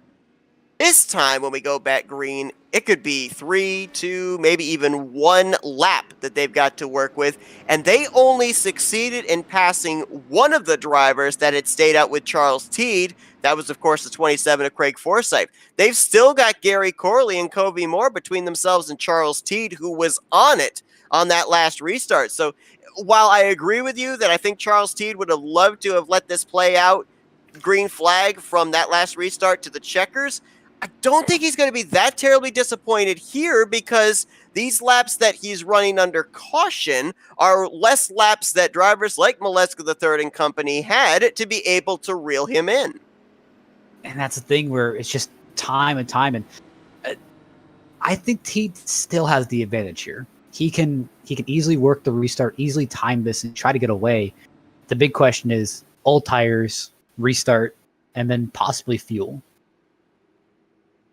Yeah, the fuel still maybe a little bit of a question mark here, but now with this second caution coming out, since we were talking about how close the field was going to be, I think these guys might be okay now. Teed, Corley, and Covey Moore. I don't think that Charles Teed would have stayed out under the last caution if there was absolute concern of him being able to make it to the checkered flag. I think that he may have possibly even banked on this other caution now coming out, allowing him more opportunity to save fuel under pacing. That's the thing. It's given him a chance. Like I don't think fuel is a concern here at the moment. Just the weight in the car would be a little bit of a concern in my mind. But tires would be my chief concern. Obviously, I've got two cars behind me who are on the same tire situation. I can easily drive away here. Big question is how quickly two behind me get past or possibly hold up traffic. We saw Corley was not exactly the best on that last restart. Either he just didn't get going or he was not prepared for the acceleration point that Charles Teed had chosen. And Covey Moore and he were actually side by side crossing the start-finish line. So if something like that happens again, that's going to be a bit of a wall for Robert Maleska III to have to try and make his way around it. We saw that he, Nick DeGroot, and Victor Santos, they were all mixing it up for the fourth position just prior to that caution coming out. So there's no guarantee that Maleska's main concern is the cars ahead of him. It may actually be the cars behind him here for what looks like could possibly be a green-white checkered, a two-lap shootout if we get the lights out atop the pace car this time. When we end up finishing this race, keep an eye on the finishing results and see where Eric Peterson finishes tonight's race, as this caution puts him back on the lead lap. He'll restart 17th. We'll see what he can do in advancing his finishing position here in the final two laps. My eyes are definitely still on the championship battle here because this could easily seal it if Robert Maleska we were talking about it last week. Robert Maleska really just kind of wins one more race. He's effectively kind of locked up the championship here. It would take a next thing to a miracle to kind of lose that one. Van de Santa was involved in that last caution with the contact between himself and Michael Spell, is mired all the way back in 13th place. So you're right, with the IndyCar points, that is a lot of points Maleska would gain, even if they both finished where they're running right now, and effectively could ice this championship, as these drivers will be looking towards the Milwaukee Mile. I believe it's the second short track of the season that they'll be going to next week. Absolutely, and it's an interesting track, Milwaukee Mile, but I think it has some more characteristics in with Gateway and obviously Twin Ring Motegi that we visited earlier in the season. Good point. Actually, I'd forgotten that they'd been to Gateway or Twin Ring Motegi. Make that Worldwide Technology Raceway. Yeah, they're one and the same, folks. But no, I forgot that they've been to Worldwide Technology Raceway earlier on this season. That would, I would believe, also be considered another short track these drivers are at. As here we go. Green, white, checker, two-lap shootout, Teed with a great restart, and they're side-by-side for second. Now, if you're the 91, what do you do here? Because you're running out of time. I'd just say send it. Here's the thing, it's whatever flag comes out next ends the race, and that's the thing where, if you don't send it, you're not trying. Oh, he's cleared those two machines. He's got about 3 car lengths between himself and Charles Teed. This is going to get good. Final lap here tonight at Kentucky. Teed going to be looking out his rearview mirror more than the windshield. Maleska jumps up to the top side with the fresher tires. Teed definitely holding strong. As you see, it looks like 3 wide behind. Corley gets turned. Nick DeGroot and Corley on the back straightaway. Never mind, we race back to the checkers. Teed's going to get passed around the top side. Maleska's fresh tires work. He's going to pick up his 7th win of the season here tonight in the Bluegrass State. I think Santos almost sneaked through for a second place. 1/1000th of a second was the interval between him and Teed for second place. I'm with Corley, and I'd say it's almost a replay that we saw at Gateway, where a driver gets shoved down to the apron and pretty much just says, all right, I'm done, and just kind of takes matters into his own hands. Well, Corley's going to cross the line in 17th. DeGroot, who hooked him, is going to finish in the top 5 in 5th place. And how about that move by Robert Maleska III? He basically set up Charles Teed off of turn 2. He said, all right, you're going to give me the top side? Well, remember, I got the fresh tires. And he kind of pinned Charles Teed down through 3 and 4. Teed could not get the power down on exit, and Maleska handily was able to win this race in a shootout that I honestly thought Teed was going to be able to hold him off.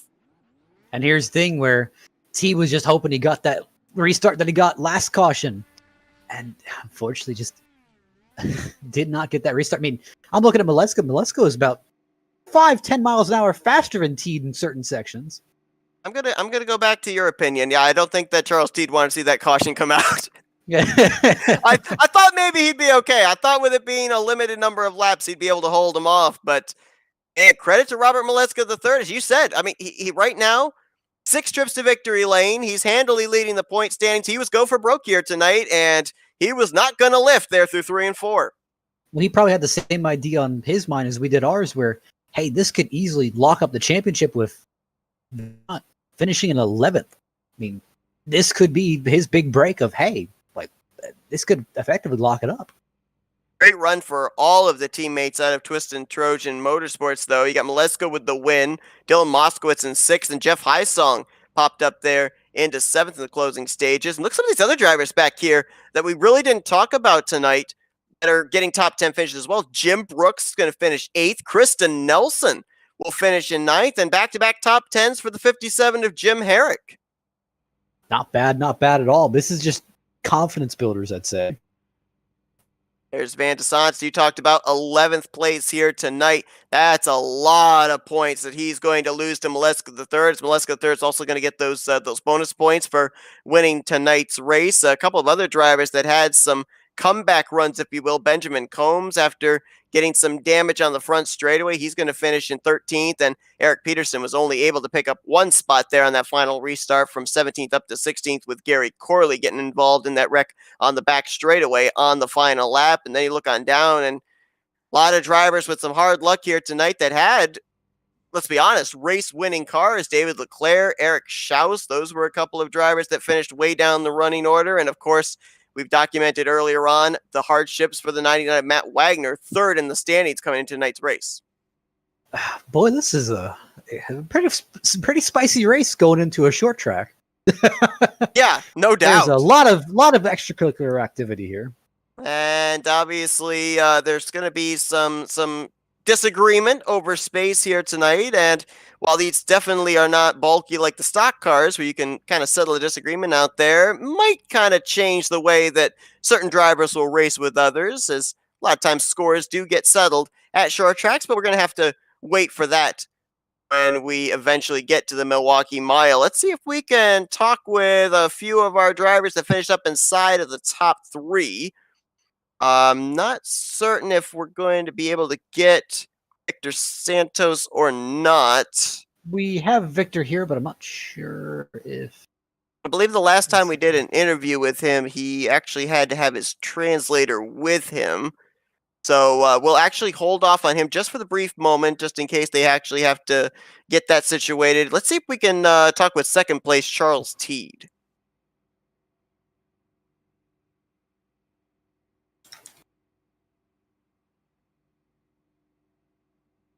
Hey, Charles, it's Matt and Seth up here in the FRM booth. You got us? Been a while. How you doing, gentlemen?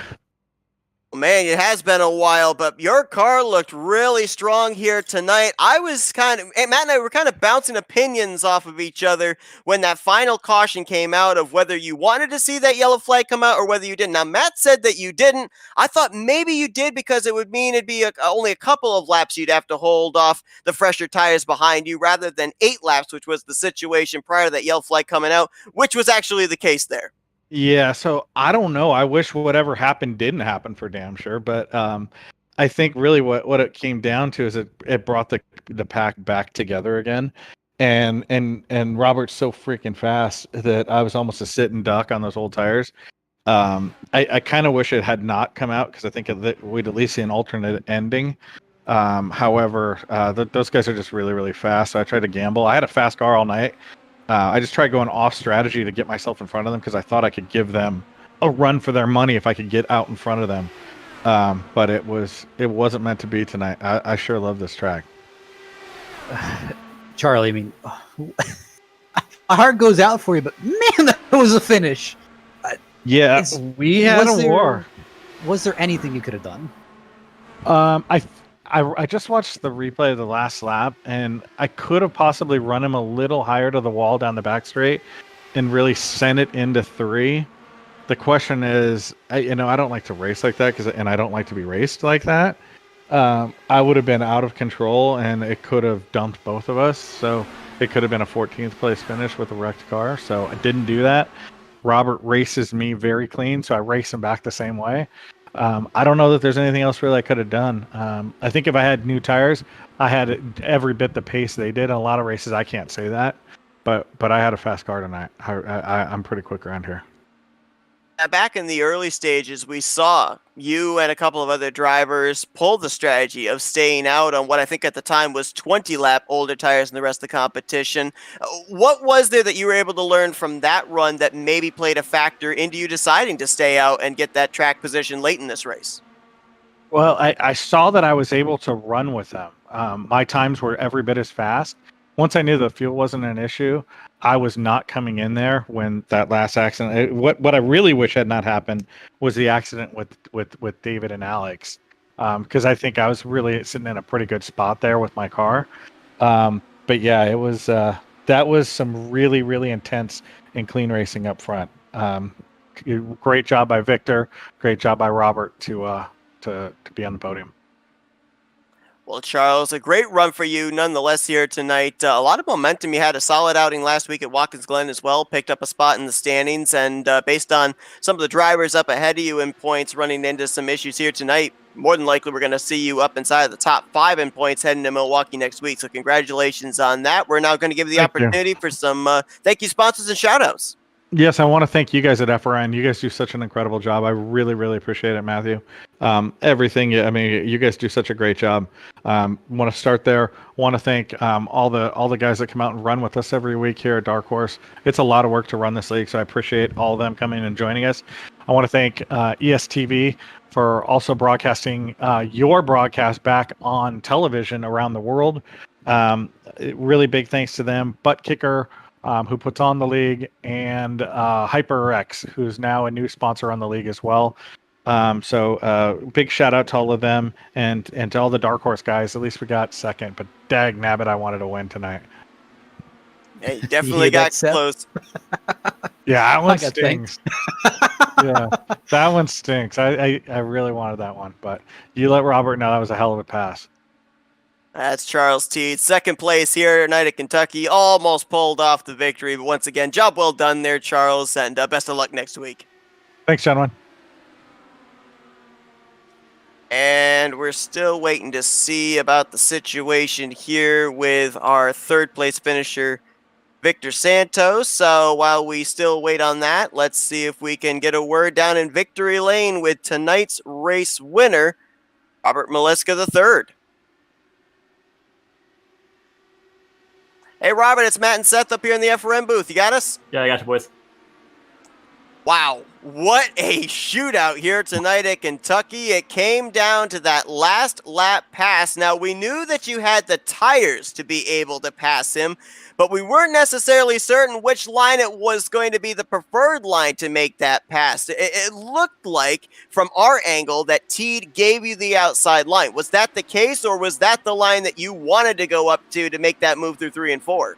I think he did kind of give it to me. I did have a pretty big run off of 2, but I definitely wanted the outside just because I've been running there, or the cars I could pass, I could only really pass from the outside. So having the outside there, I knew I had them, especially on the newer tires. Buddy, you keep finding ways to make this difficult and then just make it look spectacular, just running through the field. I mean, we heard from Charlie, but said it was a hell of a pass. I mean, what was your take on it?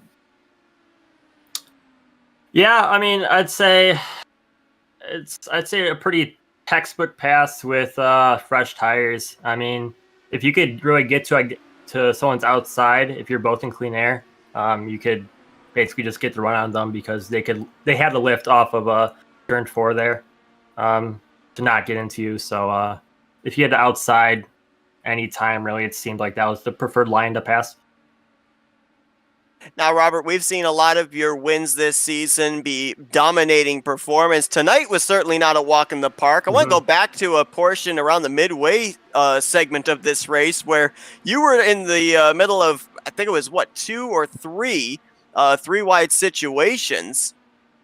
Did we just lose Blackcast? Oh, we lost Matt. Okay, so I'm here. but we saw you in the middle of two or three wide situations up on the top against that outside wall. I mean, the racing here tonight, especially early on, was crazy. How difficult is it to? I mean, the cars looked rather steady, but when you've got drivers that are racing in that close proximity, how difficult is it out there on track at a track like this? Yeah, I mean, first of all, I gotta give credit to everyone in the league because that was, at least on my end, that was probably the most fun league race we've had all season without close racing, not really much contact. But yeah, I didn't do much practice in the draft there early, so I was kind of worried that I'd maybe get shuffled back when I was fifth, sixth spot there. But it's going where the clean air was. I was able to rip that high line and pick off a few guys and somehow get back to the front in probably, 3-4 laps. All right, so 7th win here tonight. We already know you had that streak of 4 in a row. If you'd been able to win last week, we'd been talking about 6 in a row. I mean, it's certainly looking like the championship is going to be locked up before we even get to Indy. So is the mindset now just go out there, have fun, and try and win as many races before the conclusion of the season? Yeah, that's basically it. Yeah, just really, I mean, I'm happy with top fives. I know that I'm not going to win every race. I've had some very good luck, definitely compared to a lot of guys. Like I know Alex is up front there the whole race. He deserved a much better finish than P11. But yeah, just keep trying. Finish these races strong and hopefully carry the momentum into next season. Even though it's kind of far ahead. Well, great run here tonight for you, Robert, and thank you up here in the booth for giving us an exciting finish to be able to call. That was a lot of fun to watch that green-white checkered, if you will, here tonight to finish out the race at Kentucky. Congratulations on your 7th win of the season, and now we're going to give you the opportunity for some thank you sponsors and shout-outs. Yeah, thanks to you guys, FRN, for broadcasting and streaming this whole thing, HyperX for sponsoring our league now. And it was great working with Dylan there. We were actually saving fuel that last run. If it didn't go green, we had a 1-2 on lock, but the caution kind of messed it up. But yeah, great job to everyone in the league racing. That was a really fun race. Hopefully, looked good on the stream. That's Robert Maleska III, 7-time winner here in the Dark Horse IndyCar Series, and continues to grow his points lead heading into the Milwaukee Mile next week. Congratulations, Robert, on a job well done, and looking forward to seeing what you do here for the remainder of the season. Yeah, thanks, boys. Have a good one. Well, while we're waiting for Victor Santos's translator to get in, let's just go ahead and pull Kobe Moore here real quick.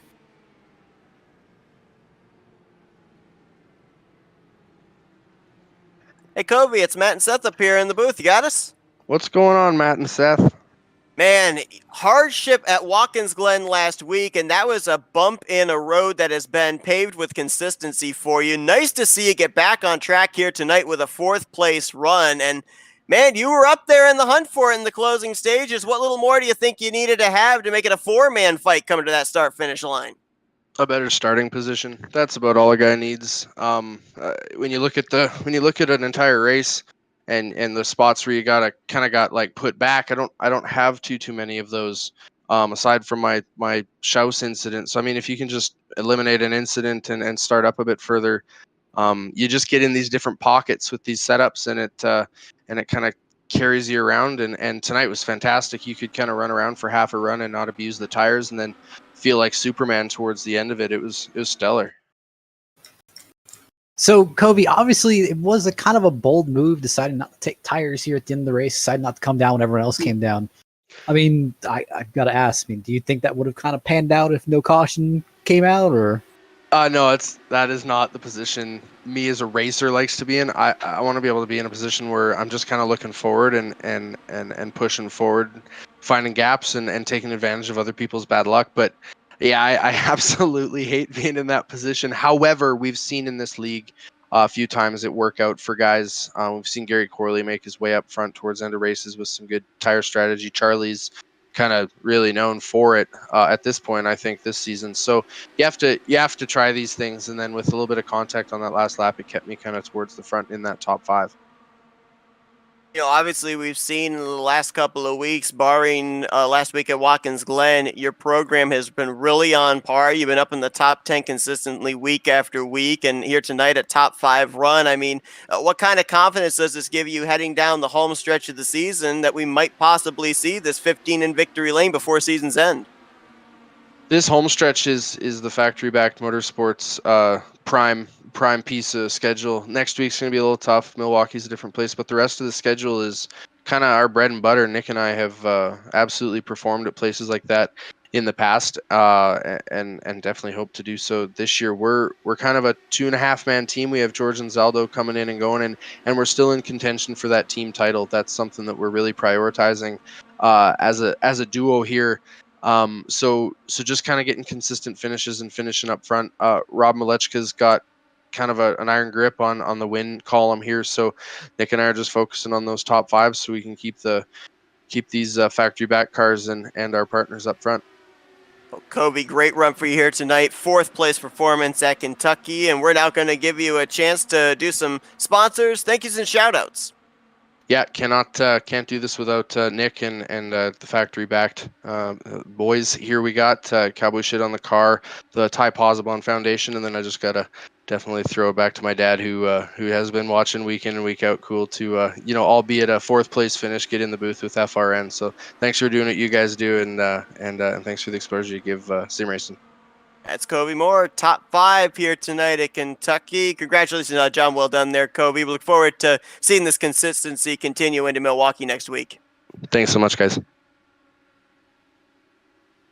Now, I do believe we do have Victor's translator here with us, so let's see if we can now get a word with our 3rd place finisher, Victor Santos. Victor, it's Matt and Seth up in the booth. You got us? Hey, what's up, man? Wow, great finish here tonight. Photo finish between yourself and the 5, but I want to go back to the midway portion of this race. Looked like you were having a lot of fun out there with those moves you were making for the race lead.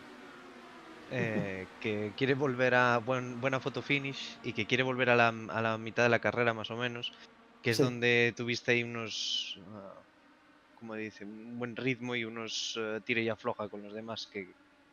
¿Qué opinas? Lo intento I'm gonna try to speak in English. Yeah? Yeah, Maybe. go right ahead. Oh, okay.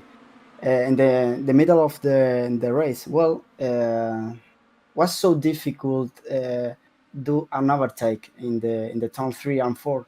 So just I hold my ritmo, no sé cómo es, my Rhythm. Pace.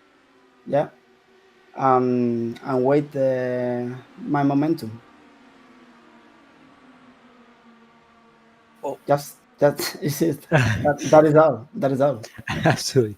So, Victor, looking back at that last lap, we saw you trying to make that aggressive move. Scott teed at the line. Do you think maybe if you had a few hundred extra feet, maybe you could have took the challenge over to Maletska? Te dice que vieron ahí los movimientos estos agresivos para pillar al final de todo la posición, y si lo hubieras adelantado y tuvieras unos metros más, ¿crees que que podrías haber competido con Maleska? Well, fight with Maleska is so hard. So maybe yes, but I don't think so. Maleska put me the easy way for me. So he knows how to drive, how to send me dirty air. So I don't know, but we will see in the next race in Milwaukee, I think.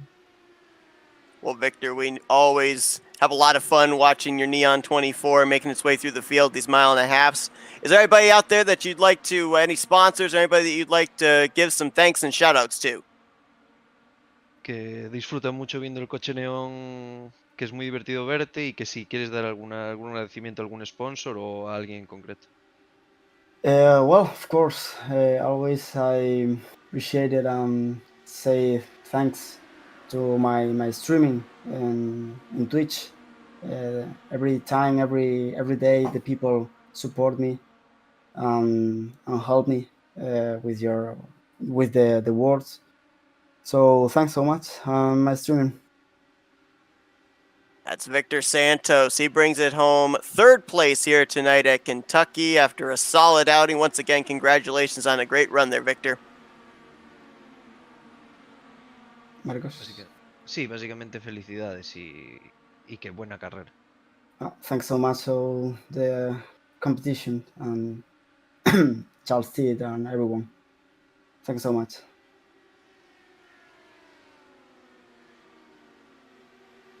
So that is going to conclude our post-race interviews here tonight. Just want to give a special thanks as well to Victor's translator as well. It's the second time that we talked with Victor, and appreciate the fact that his translator comes in here so that we were able to, talk here with Victor in these post-race interviews. So just want to give a little bit of appreciation as well to his translator. But Matt, I mean, this race it took me by surprise, just in the fact that I expected at the start we were looking possibly at a race that was going to go maybe green the entirety of the way.